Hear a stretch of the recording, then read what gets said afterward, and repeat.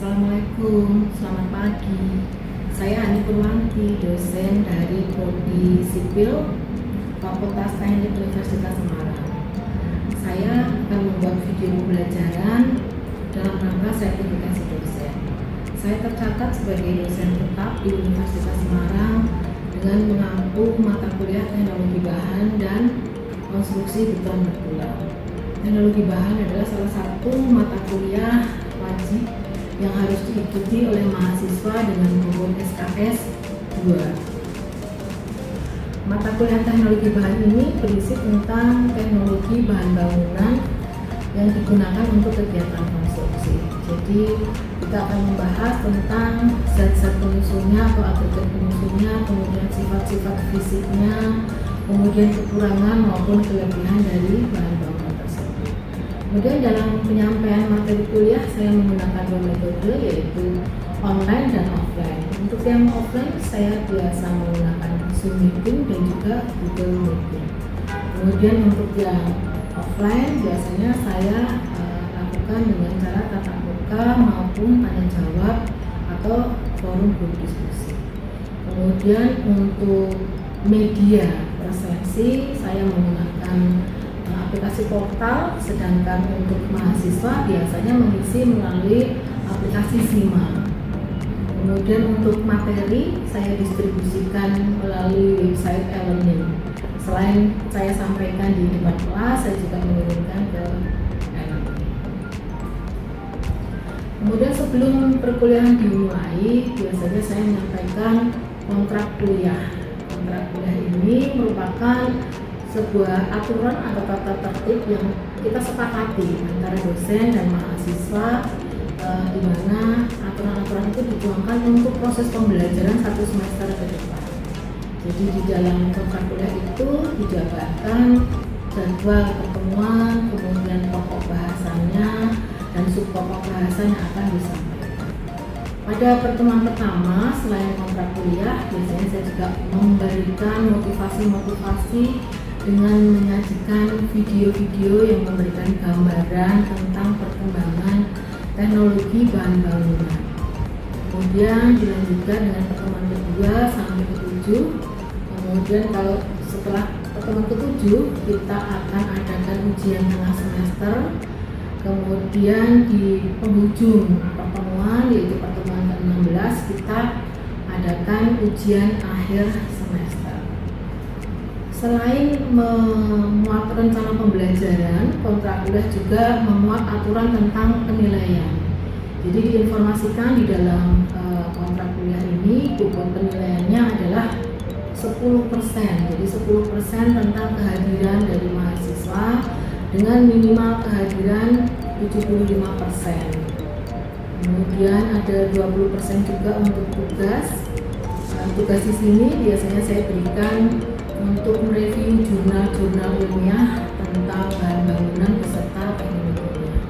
Kemudian bobot 30% saya pakai untuk ujian tengah semester dan 40% untuk ujian akhir semester.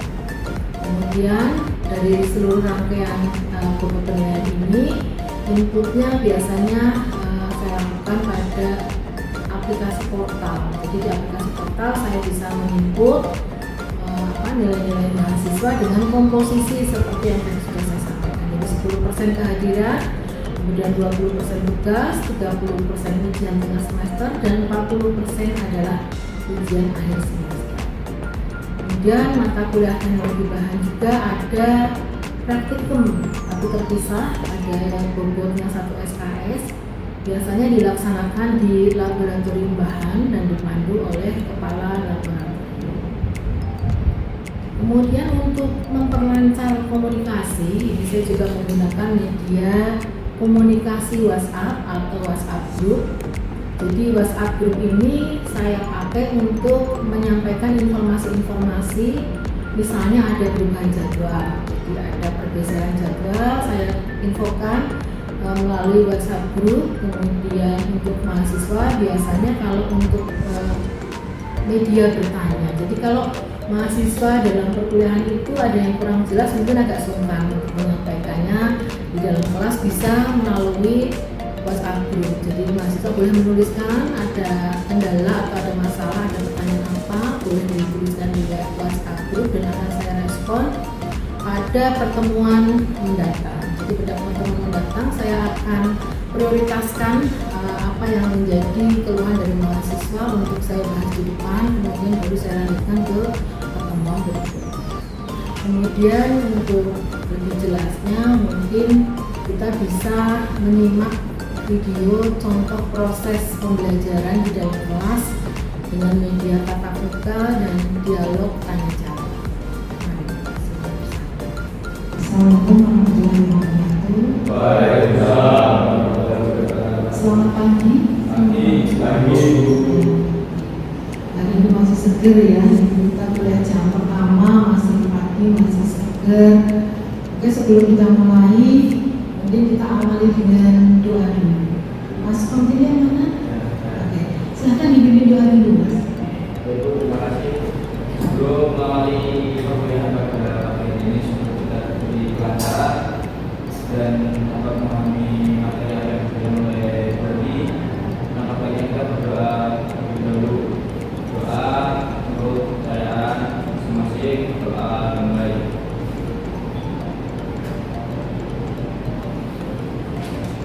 Doa selesai. Terima kasih, Mas.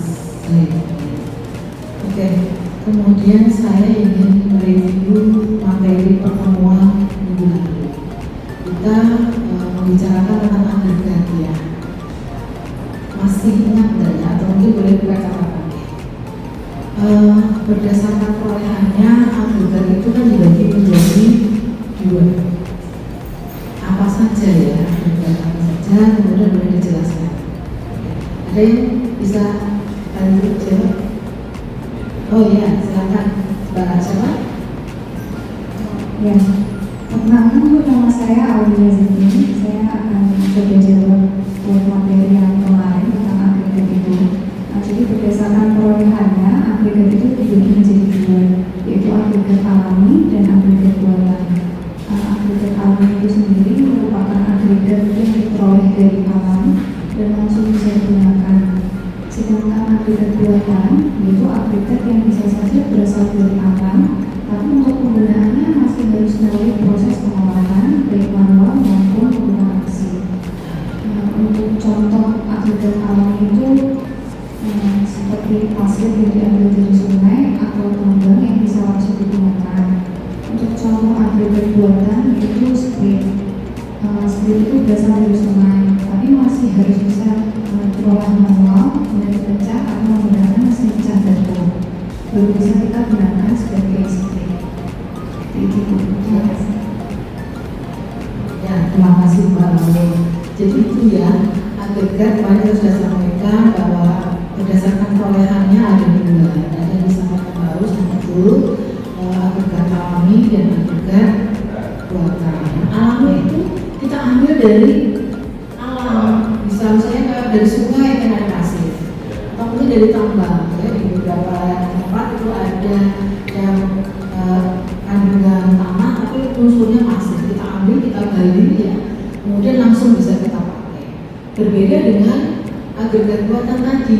Agregat buatan itu harus diolah dulu, baik olahnya manual atau melalui menggunakan mesin ya. Jadi kita ambil batu dari sungai gitu ya, kemudian harus kita olah. Kalau alami bagaimana? Ya diukur manual, dipecah ya. Kemudian kalau sudah, baru kita akan menggunakan mesin. Nah, kalau sudah menggunakan mesin, pecah baru bisa kita pakai ya. Itu buatan karena melalui proses pengolahan. Ya, saya kira sudah paham ya untuk materi yang minggu lalu. Sekarang kita lanjutkan dengan materi pada hari ini yaitu tentang beton. Ini ya, jadi ada gambar-gambar atau tampilan bangunan-bangunan gedung yang sebagian besar menggunakan bahan bangunannya beton. Kemudian beton itu apa sih sebenarnya? Beton itu adalah satu campuran yang terdiri dari pasta dan agregat dengan atau tanpa bahan campuran. Jadi kalau Anda pernah dengar beton itu terdiri dari Jadi ada pasta, ya. Pasta ini adalah merupakan campuran antara semen dan air. Semen dan air jadi pasta, kemudian kita tambahkan lagi dengan agregat. Agregat ini bisa agregat kasar, ya, atau agregat halus. Agregat kasar itu contohnya split tadi, ya, split. Kalau agregat halus, pasir tadi. Nah ini kalau sudah kita campur, ini akan menjadi beton. Bisa ditambah atau tidak dengan admixtur, ini tetap menjadi beton. Beton ini kita sebut dengan beton normal, ya, karena tidak ada tambah. Ini saja sudah benar. Tapi kadang-kadang kenyataannya ini nanti akan ada unsur lain yang akan hadir di beton, yaitu apa? Rongga udara. Kenapa rongga udara itu ada? Sebenarnya rongga udara itu kan kita tidak campurkan, kita hanya menyampurkan antara semen dan air jadi pasta, kemudian agregat kasar dan halus menjadi beton. Tetapi kadang-kadang kalau proses pencampurannya tidak sempurna atau pada waktu penghamparannya tidak sempurna, itu akan muncul gelembung-gelembung udara. Makanya pada waktu penghamparan itu biasanya kita lakukan pemadaman. Ya, bisa manual dengan tongkat atau besi atau apa, bisa juga nanti menggunakan vibrator, ya. Kemudian komposisi bahannya itu apa saja sih? Tadi itu ada pasta, ya. Pasta ini mengisi kurang lebih ini 29% itu pasta. Jadi ini 29% pasta. Pasta ini fungsinya itu apa sih? Jadi yang mengikat beton nanti itu ya pasta ini, campuran air dan semen yang jadi pasta. Komposisinya adalah 29%. Kemudian ada agregat. Kalau agregat ini dia mengisi 70%. Jadi sebenarnya beton itu ya agregat itu isinya, agregat kasar, agregat halus atau pasir dan split tadi itu isi dari beton yang seperti adalah pasir, ya. Kemudian tadi yang ini kalau kita jumlahkan berapa ketemunya? 99%. Terus yang 1% kemana? Ya rongga udara ini. 1% itu bisa plus minus. Jadi bisa satu, bisa lebih tergantung dari proses kita mencampur. Kalau prosesnya itu sempurna ya minim rongga udara. Tapi kalau prosesnya itu kurang sempurna ya ada udaranya banyak masuk di dalam beton, terperangkap gitu ya. Jadi makanya muncul. Nanti kalau sudah ada rongga udaranya pada waktu kita menuangkan gitu, kalau sudah kering nanti jadinya betonnya rongga atau berpori, itu tidak disarankan, ya. Jadi kalau betonnya berubah nanti kualitasnya dikhawatirkan ya menurun atau mutu betonnya, jadi tidak sesuai dengan yang kita inginkan, ya. Kemudian untuk jadi 1 meter kubik beton itu terdiri sekitar 0,7 meter kubik. Jadi kalau ada 1 meter kubik ini Anda membuat campuran itu 1 meter kubik beton, ya. Ini terdiri dari 0,7 sendiri itu adalah agregat 0,7, kemudian ada pasir dan kerikilnya itu sekitar 0,29 dan selebihnya adalah 0,7 meter kubik ini agregat, ya. Kemudian 0,29 meter kubik itu pasta dan yang lainnya adalah pori atau rongga udara. Jadi 1%. Kemudian bahan-bahan pembuat betonnya. Yang pertama tadi kan pasta merupakan campuran air dan semen. Ini salah satu bahan penyusun beton. Yang pertama adalah semen ada 4 jenis, 5. Ada 5 jenis semen Portland, yaitu jenis semen tipe 1, 2, 3, 4, dan 5. Dari kelima jenis tipe semen ini, ada satu jenis tipe yang banyak berada di pasar, yaitu semen tipe 1. Dia tipe normal yang tidak memerlukan persyaratan khusus. Jadi semen inilah yang banyak berada di pasar. Ya. Tipe-tipe yang lainnya semuanya ada syarat-syaratnya. Ya. Jadi yang kedua adalah semen yang memerlukan ketahanan terhadap sulfat dan panas hidrasi yang sedang. Kemudian yang kedua itu semen yang menuntut persyaratan kekuatan awal yang tinggi. Sedangkan yang jenis 4 adalah semen yang menuntut panas hidrasi yang rendah. Dan yang kelima, semen yang menuntut persyaratan sangat tahan terhadap cuaca. Nanti kalau Anda membuat mid design, jenis-jenis atau tipe semen ini Anda harus hafal ya. Jadi nanti selain nanti di dalam soal misalnya disebutkan, ya Anda mengikuti soal. Tapi kalau tidak, Anda paling tidak nanti mau menggunakan jenis semen tipe berapa, Anda harus tahu persyaratan-persyaratannya ya. Yang jelas untuk tipe 1 adalah tipe normal yang tidak memerlukan persyaratan khusus. Kemudian ada agregat. Agregat itu tadi ada agregat kasar, ada agregat halus. Sekarang saya mulai dari agregat halus dulu, yaitu pasir. Pasir yang kita gunakan itu bukan pasir sembarang pasir, tapi ada beberapa persyaratan. Jadi kita harus tahu pasir yang baik yang mana yang akan kita pakai untuk sebagai bahan penyusun beton ya. Yang pertama syaratnya adalah keras, tajam, dan kekal bentuknya. Jadi kalau pasir itu kan kita lihat nggak bisa dengan mata telanjang ya, harus kita menggunakan alat. Tapi paling tidak kita bisa tahu bahwa kalau pasirnya itu keras ya, kena air atau kondisi kering itu tidak berubah ya berarti bagus. Tapi kalau disiram air dia berubah bentuknya berarti kondisinya tidak bagus. Ya, kemudian kadar lumpurnya kurang dari atau lebih kurang dari sama dengan 5%. Jadi jangan sampai ada kadar lumpur yang berlebih. Kenapa kok begitu? Ada yang tahu nggak kira-kira kadar lumpurnya kok tidak boleh terlalu tinggi? Kenapa? Kenapa? Ya. Jadi kalau kadar lumpurnya tinggi, itu pasir kan pasir yang bersih dengan pasir yang tidak bersih itu beda.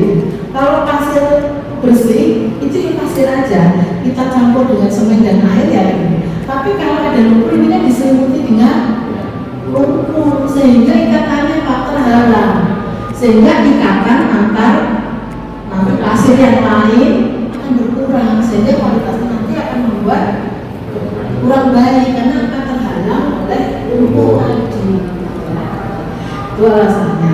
Kemudian bersih dari zat organik ya, selain pasir juga mungkin ada zat-zat organik yang lain ya, ini juga nanti sama kasusnya. Jadi nanti butir pasirnya itu akan terhalang ya, terhalang untuk terjadinya ikatan dengan semen dan air. Ini pasir. Kemudian syarat-syarat kerikil ini untuk agregat kasarnya. Yang pertama sebenarnya kerikil atau speed yang biasa kita pakai itu kan sama dengan pasir ya, hanya beda ukurannya saja ya. Kalau batuan berdasarkan kemarin di materinya sebelumnya ada masih ingat ya, jadi ukuran sekian-sekian kita sebut dengan pasir, kemudian di atas itu kerikil, di atas lagi itu batu ya, itu berdasarkan ukurannya. Kemudian pemadakan, tadi sudah saya singgung ya pada waktu ini.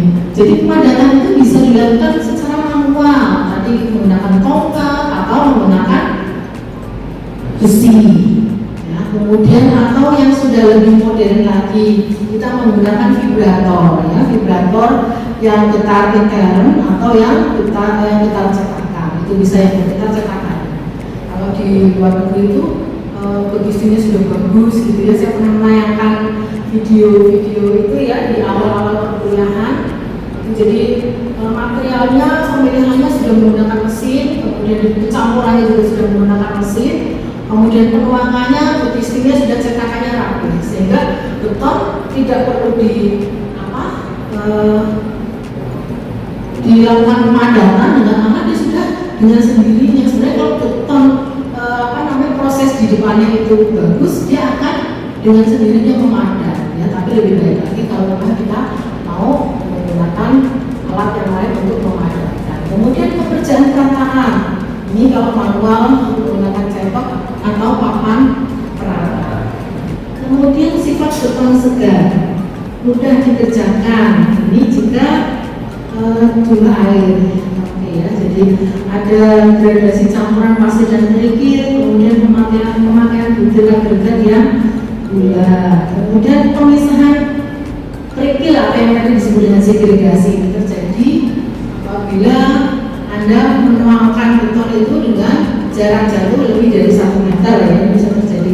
Ini bisa terjadi kenapa? Segregasi yang pertama bisa terjadi karena kurang semennya komposisinya kurang.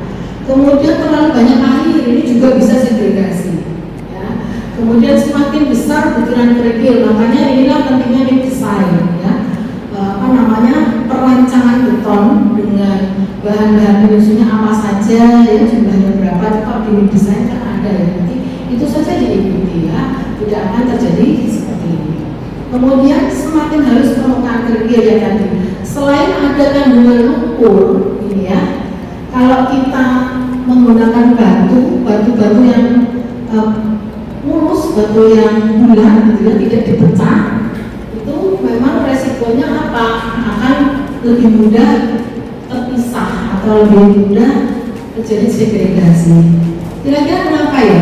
Kalau batu saya tidak dua batu yang pertama itu batu kerikil yang bulat tanpa dipecah dengan batu yang dipecah. Ini kalau saya pakai untuk beton, pembuatan beton, ini lebih bagus yang mana? Yang pecah. Alasannya apa? Daya ikatnya tinggi. Daya ikatnya tinggi kenapa? Permukaannya kasar.